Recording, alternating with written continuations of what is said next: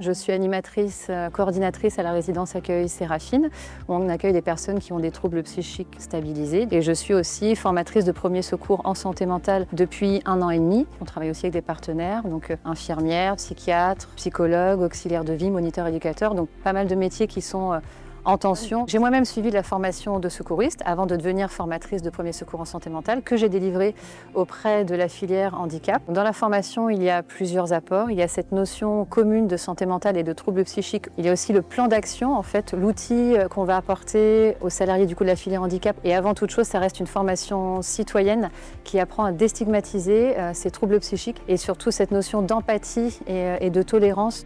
Comme pour les premiers secours physiques, pour la formation des premiers secours en santé mentale, il y a un plan d'action qu'on appelle AERE, donc c'est un acronyme. Approcher la personne, évaluer et assister en cas de crise, écouter activement et sans jugement, réconforter et informer la personne, l'encourager à aller vers des professionnels et la renseigner sur les autres ressources disponibles. Être secouriste ne doit pas être une charge supplémentaire. On n'est surtout pas des super-héros. L'important, c'est d'avoir un regard ouvert et tolérant. Il y a 1 personne sur 5 qui est concernée au moins 1 fois dans sa vie par un trouble psychique. Donc c'est vraiment essentiel que chaque citoyen soit formé à cette formation des premiers secours en santé mentale.